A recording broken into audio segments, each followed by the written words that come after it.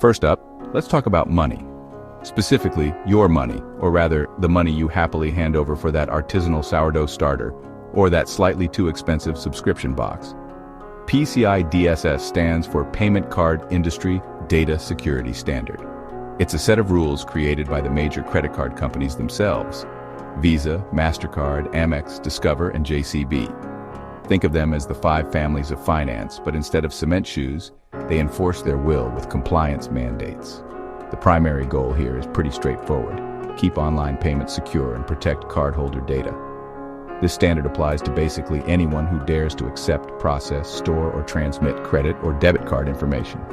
Now, why should you or any business give a flying fig about PCI DSS, especially if it's not technically Well, because while it might not land you in actual prison, a breach of cardholder data under your watch is like setting off a financial stink bomb in your own office. We're talking potentially crippling lawsuits from customers, eye-watering fines from the card brands themselves, who remember these rules, and perhaps worst of all, a complete and utter annihilation of customer trust.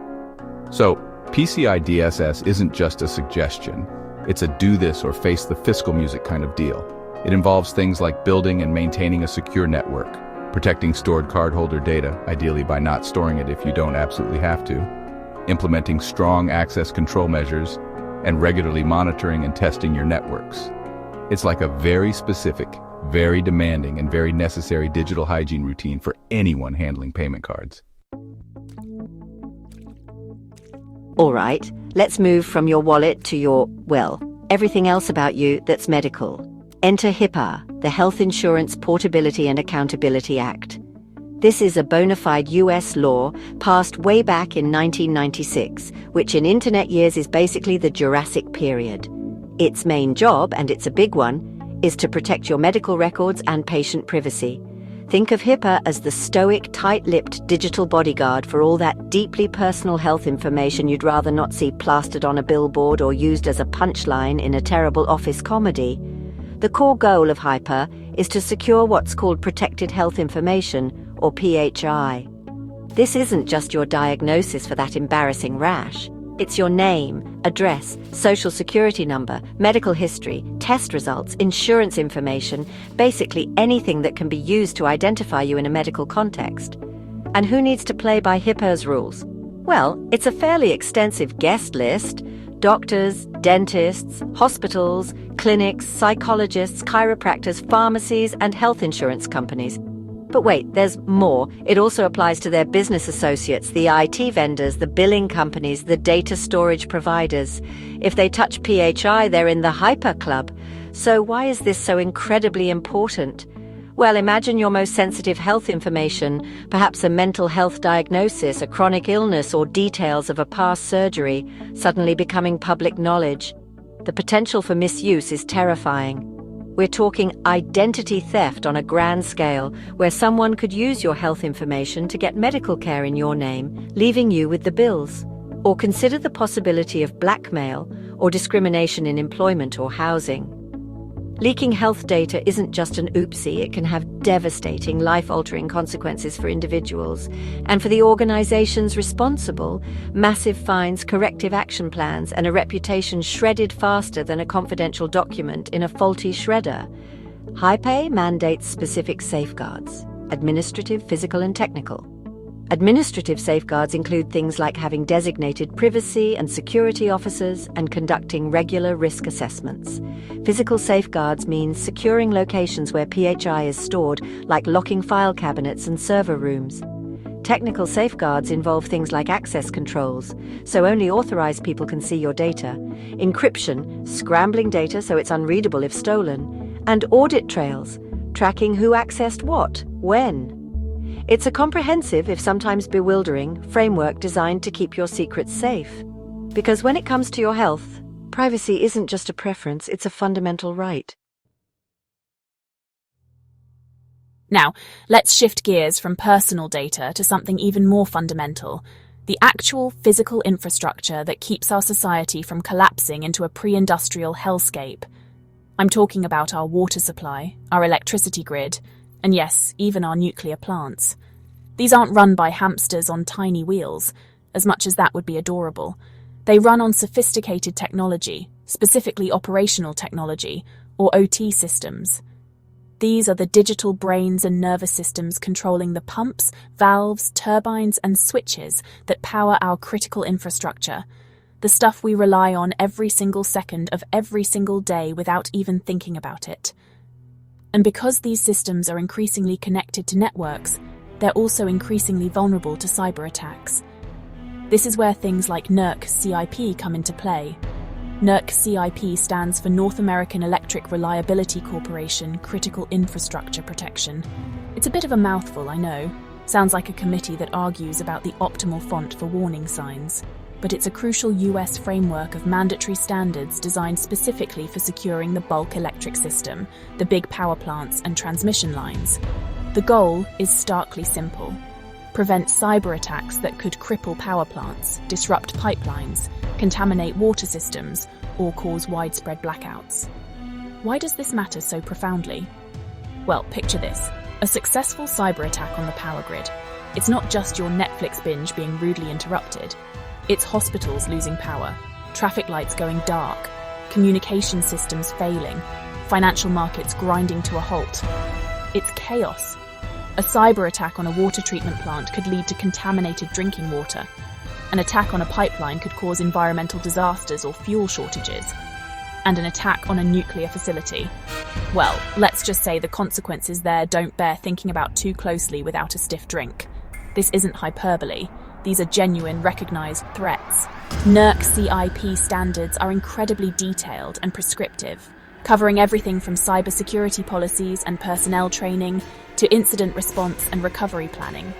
They mandate things like identifying critical cyber assets, implementing security perimeters, managing access controls, and continuously monitoring for threats. It's a constant battle to stay ahead of attackers who are, unfortunately, often very creative and very persistent. Securing OT systems is a unique challenge because these systems often prioritize availability and safety over confidentiality, and they might be decades old, not exactly designed with modern cyber threats in mind. It's like trying to put a state-of-the-art alarm system on a medieval castle. Tricky, but absolutely essential. All right, let's hop across the pond, metaphorically speaking, to the land of excellent cheese questionable Eurovision entries and the GDPR. That's the General Data Protection Regulation, a sweeping data privacy law from the European Union that came into force in 2018 and promptly caused a global wave of panic among businesses, many of whom suddenly realized they might actually have to care about people's data. Imagine that. The core idea behind GDPR is to give individuals in the EU more control over their personal data, and personal data is defined very broadly. We're talking names, email addresses, IP addresses, cookie data, location information, biometric data, genetic data.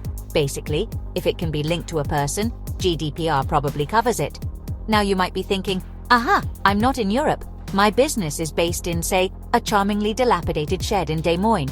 This doesn't apply to me. And that, my friend, is where you might be spectacularly wrong. The GDPR has what's called extraterritorial reach. This means it applies to organization anywhere in the world that processes the personal data of individuals who are the European Union, regardless of whether the organization itself has a physical presence in the EU. So if you have a website and you're collecting email addresses for your newsletter, and some of those signups are from people currently residing in France, Germany, or any other EU country, congratulations, GDPR is now your new pen pal. A very demanding, very rule-oriented pen pal. Why does this matter, especially to non-EU businesses? 2 words: eye-watering fines. Seriously, the penalties for non-compliance with GDPR can be absolutely massive, up to 20 million euros, or 4% of the company's total worldwide annual turnover of the preceding financial year, whichever is higher. Yes, you read that right. 4% of global turnover. That's enough to make even the most cavalier CEO sit up and pay attention, possibly while hyperventilating into a paper bag. Beyond the fines, there's also the reputational damage and the potential for individuals to seek compensation for damages. The EU is not messing around when it comes to protecting its citizens' data.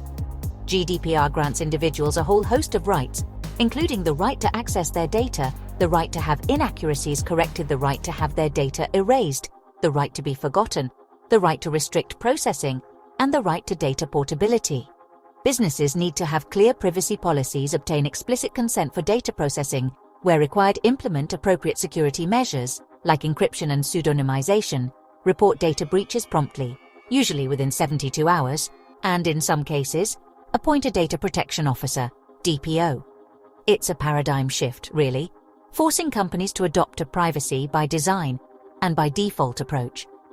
So if you're touching EU data, even accidentally, it's time to get familiar with these 4 little letters.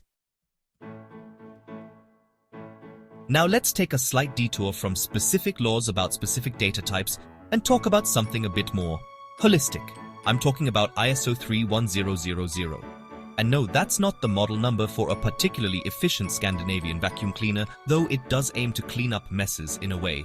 ISO 31000 is an international standard for risk management.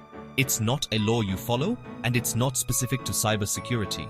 Instead, it's a set of principles and guidelines designed to help organizations of any size, in any industry, build and implement a robust risk management framework. Think of it as a universal instruction manual for identifying what could go wrong, figuring out how likely it is to go wrong, and deciding what to do about it. The primary goal of ISO 31000 is to help businesses integrate risk management into their overall governance, strategy, planning, management, reporting processes, policies, values, and culture. It's about making risk management an intrinsic part of how an organization operates, not just an afterthought or a department that only gets attention when something has already hit the fan. The focus is broad. It's not just about cybersecurity risks, though those are certainly a huge part of it in today's world.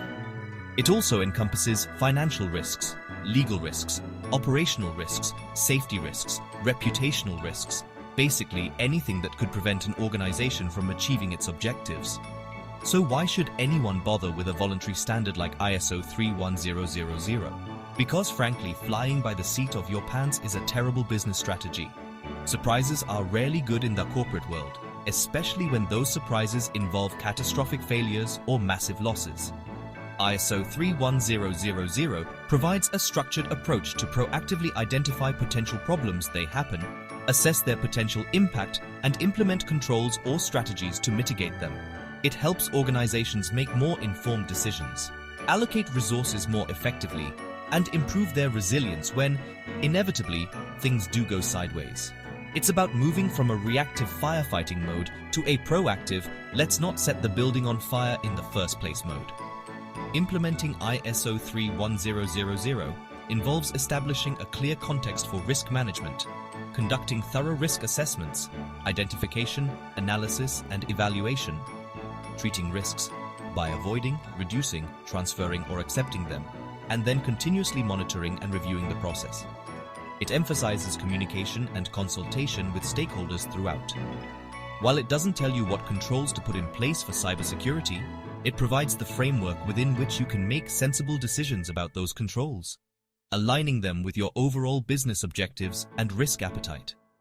It's the grown-up way of handling uncertainty, which, let's face it, is the only certainty in business. Finally, let's swing back to the good old US of A and talk about NIST. That's the National Institute of Standards and Technology, a part of the US Department of Commerce. And when it comes to cybersecurity guidance in the States, NIST is kind of a big deal. They produce a whole library of frameworks, standards, and guidelines, but we're going to focus on 2 key players: the NIST Cybersecurity Framework, CSF, and NIST Special Publication 853.